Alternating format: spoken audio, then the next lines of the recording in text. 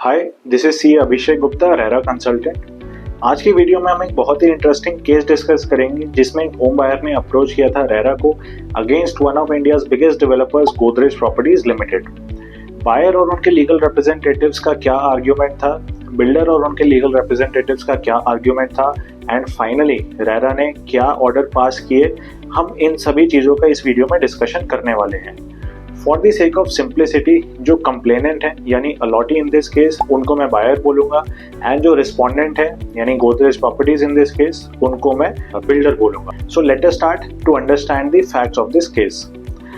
Buyer ने 2020 में approach किया था गोदरेज को for booking an apartment in Godrej South Estate project. ये जो प्रोजेक्ट है it's a luxury residential project which is being built in South Delhi's Okhla phase 1 area. तो जो हमारे बायर हैं उन्होंने परचेज किया था इसमें एक unit with 80 square metre of carpet area and 10.66 square metre of exclusive balcony area. Allotment letter जो साइन हुआ था that was signed on 16 June 2020 and जो बिल्डर बायर एग्रीमेंट साइन हुआ था वो हुआ था 18 अगस्त 2020 को। जो टोटल सेल कंसिडरेशन डिसाइड हुई थी that was ₹2,60,68,916 which is approximately rupees 2.61 crores। जो बायर हैं उन्होंने 2 दिसंबर 2020 को दिल्ली रेरा को अप्रोच किया which is almost after 1.5 years of allotment और उस दिन तक उन्होंने पे किए थे ₹77,88,000 which is approximately 30% of the cost of unit।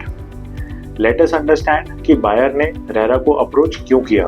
So buyers का ये कहना था कि अलॉटमेंट के बाद बिल्डर ने इस प्रोजेक्ट में कुछ ऐसे चेंजेस प्रपोज किए हैं जिसकी वजह से ये प्रोजेक्ट एक रेजिडेंशियल प्रोजेक्ट से एक मिक्स्ड यूज प्रोजेक्ट बनने जा रहा है। बायर ने रेफर किया एक मेल को जो कि उन्हें बिल्डर से आई थी 15 सितंबर 2020 को, जिसमें बिल्डर सीख कर रहे हैं एक consent for alteration in the plan. इस मेल के एक पैराग्राफ को मैं आपके सामने रीड आउट करना चाहूंगा। इस मेल में Godrej said, "We propose to redesign Tower 1 by enhancing commercial and retail space to offer work from home solutions to our existing as well as new customers along with residents. The addition of more commercial units for utilization as neighborhood shopping space has been strategically planned to enhance livability and signature appeal of the project." Buyers ने इस consent को deny करते हुए ये कहा कि they do not wish to continue with this project and hence they are approaching Delhi RERA seeking a refund of their investment, यानी जो 77,88,000 पे करे थे बायर्स उसका रिफंड चाहते हैं। they want to withdraw from the project और उन पैसों को वो विद इंटरेस्ट बिल्डर से वापस लेना चाहते हैं। सो ये थे बायर के आर्ग्यूमेंट्स। इसके बाद बिल्डर ने जो कहा वो समझते हैं। सो बिल्डर सेड कि बायर्स ने out of their free will and information इस प्रोजेक्ट में बुकिंग करी। बायर्स ने सारी टर्म्स एंड कंडीशंस को पढ़ा था of the allotment letter as well as the builder buyer agreement and उसके बाद ही उन्होंने बुकिंग करी थी। Secondly, builder buyer agreement sign तो हुआ था 18 अगस्त 2020 को, लेकिन जो ड्राफ्ट था ऑफ बिल्डर बायर अग्रीमेंट वो बायर्स को अवेलेबल करा दिया था वे बैक इन 2019। बिल्डर ये कहते हैं कि 6 दिसंबर 2019, 20 दिसंबर 2019 एंड 26 दिसंबर 2019 को ये draft builder buyer agreement buyers को पहुंचा दिया गया था, लेकिन for unknown reasons buyers did not approve that draft BBA और उन्होंने उस अप्रूवल को डिले किया। As per the terms and conditions of the BBA, buyers are suppose to make timely payments as per the payment plan, लेकिन ये जो buyers हैं इन्होंने इसको फॉलो नहीं किया। बिल्डर्स ने एक बहुत ही इंटरेस्टिंग चीज ये बोली कि बायर्स ने time and again Godrej South Estate के साइट ऑफिस को विजिट करके अपनी इंटेंशन बताई थी of withdrawing from the project due to their personal financial reasons. Builder ने फर्दर ये बोला कि वो रेरा के प्रोविजंस को फॉलो कर रहे हैं पूरी तरीके से and they have obtained the consent of 2/3 allottees, जिसकी वजह से they are not liable to refund any amount to the buyer. जो 2/3 अलॉटीज की बात है वो हम आगे सेक्शन 14 को डिस्कस करते हुए बात करेंगे। So these were the arguments of the buyer as well as the builder. अब समझते हैं कि दिल्ली रेरा ने इस पे क्या कंसिडरेशन लिया एंड क्या एनालिसिस करी। सो फर्स्टली, जो पेमेंट बायर ने बोला कि उन्होंने 77,88,000 की करी है उसको वेरीफाई किया गया, 6 पेमेंट रिसीट्स वर अवेलेबल। सो जैसा कि आप अपनी स्क्रीन पे देख सकते हैं 15 जून 2020 को ऑलमोस्ट 26 लाख रुपीस पे किए गए थे, 31 अगस्त 2020 को 9 लाख रुपीस, 24 सितंबर 2020 को 9.5 लाख रुपीस, 25 सितंबर 2020 को 7.5 लाख रुपीस एंड 14 अक्टूबर 2020 को ऑलमोस्ट 26 लाख रुपीस। इसके बाद दिल्ली रेरा ने रेफर किया सेक्शन 14 ऑफ रेरा एक्ट 2016 को। ये वही सेक्शन है जो कि हमारे केस को डिसाइड करेगा। अगर मैं सिंपल लैंग्वेज में बताऊं, so section 14 says that the project should be developed according to the sanction plans, layout plans and the specifications approved by the competent authorities. यानी कि जहां भी ये प्रोजेक्ट बनाया जा रहा है वहां पे जो भी लोकल अथॉरिटी है उन्होंने जिस भी नक्शे को यानी कि सैंक्शन प्लान, लेआउट प्लान को अप्रूव किया है, प्रोजेक्ट को उन्हीं प्लान्स के हिसाब से एग्जीक्यूट करना मैंडेटरी है। After these approvals are shown to the buyer and the buyer books an apartment in the project, builder shall not make any addition or alterations without the consent of the buyer। यानी कि वो जो sanction plans हैं उनके हिसाब से जो construction है उसको करना मैंडेटरी है। और क्योंकि उन प्लान्स को देख के ही बायर ने यूनिट परचेज करी है, उससे जो डेविएशन है वो without the consent of buyer allowed नहीं है। इस सेक्शन में एक प्रोवाइजो है जो कि बिल्डर को कुछ माइनर एडिशंस और ऑल्टरेशंस करना अलाउ करता है, लेकिन वो तभी करना अलाउड होता है if they are due to architectural और structural reasons and duly recommended by the authorised architect और इंजीनियर ऑफ द प्रोजेक्ट। इस माइनर एडिशन और ऑल्टरेशन में कंसेंट नहीं चाहिए होता, इसमें सिर्फ एक डिक्लेरेशन देनी पड़ती है to the allottees of the project, यानी उन लोगों को जो उस प्रोजेक्ट में यूनिट परचेज कर चुके हैं। सेक्शन 14 का जो मेन पार्ट हमारे केस को डिसाइड करेगा वो मैं आपके सामने एज इट इज पढ़ना चाहूंगा।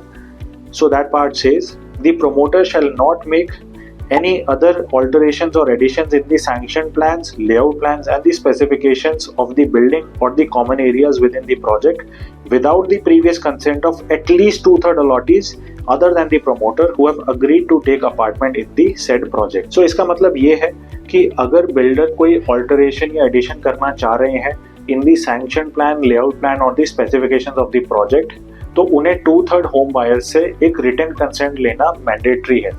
So this is as per section 14 of RERA Act 2016। अब ये जो 2/3 अलॉटीज हैं ये कौन से होंगे? So for example, अगर एक प्रोजेक्ट में 100 अपार्टमेंट्स हैं and 70 apartments have been sold, 30 apartments are unsold, तो आपको जो 2/3 कंसेंट लेना है that has to be from these 70 buyers, यानी 70 का 2/3 जो भी नंबर आता है उतने अलॉटी से आपको एक रिटर्न कंसेंट लेना है। इन 30 को आपको इग्नोर करना है since these units are not sold, ये बिल्डर के पास खुद के पास है। सो इन सब पॉइंट्स की एनालिसिस के बाद दिल्ली रेरा ने कुछ पॉइंट्स नोट करे। उन्होंने ये कहा कि बिल्डर ने सबमिट करी थी एक application for implementing the project as per revised plans on 16 September 2021। इस एप्लीकेशन का दिल्ली रेरा ने अप्रूवल दिया था 3 जून 2022 को, after the builder had obtained the consent of 2/3 allottees. Delhi RERA ने जो कंक्लूजन दिया, उन्होंने ये कहा कि builder buyer agreement entered between the builder and the buyer is independent of authorities approval on the revised building plans. यानी कि जो कॉन्ट्रैक्चुअल ऑब्लिगेशन बिल्डर और बायर के बीच में बीबीए साइन करते वक्त क्रिएट करी गई थी, that is independent and unaffected of the RERA's approval to the builder. Buyer ने अपार्टमेंट इस प्रोजेक्ट में बुक किया था ये सोच के कि original sanction plans, layout plans और स्पेसिफिकेशंस के हिसाब से ये प्रोजेक्ट इम्प्लीमेंट किया जाएगा।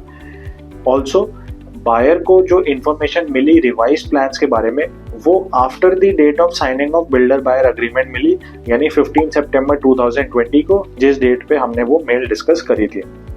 दिल्ली रेरा के जो फाइनल कंक्लूजन्स थे वो मैं एज इट इज रीड करना चाहूँगा।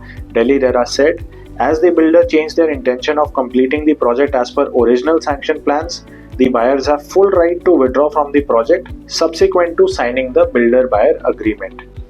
Delhi RERA also said कि home buyers के पास एक unqualified right है to seek refund of their amount paid along with interest। So these were some of the conclusions जो Delhi RERA जिस पे आए। So now let us finally discuss Delhi RERA का क्या order था इस केस की एनालिसिस और कंसिडरेशन के बाद। Before that, if you have any query regarding RERA, if you need any type of consultancy or have any dispute with any builder, you can contact me at my number given above or in the description box below. So Delhi RERA ने finally orders pass करे थे buyer के favour में. उन्होंने builder को direct किया कि ₹77,88,000 refund किए जाए to the buyer along with interest at the rate of 10% per annum from the date of payment of each sum till its realization. यानी कि हमने जो ऊपर देखा था 6 डिफरेंट इंस्टॉलमेंट्स में बायर ने पे किया था बिल्डर को, उस हर इंस्टॉलमेंट के साथ 10% पर एनम के रेट के हिसाब से इंटरेस्ट दिया जाए to the buyer. So these were the directions of Delhi RERA, जिसको कंप्लाई करने के लिए बिल्डर को 45 डेज का टाइम दिया गया था. Also in this case section 13 of RERA act 2016 का भी एक वायलेशन था बिल्डर की साइड पे, जिसके लिए उन्हें एक नोटिस भेजा गया. इस वायलेशन का इस केस में कोई ज़्यादा इम्पैक्ट नहीं था, but we would surely discuss it in some other case. So this was it. If you like the content, then please consider subscribing to this channel. Thank you so much.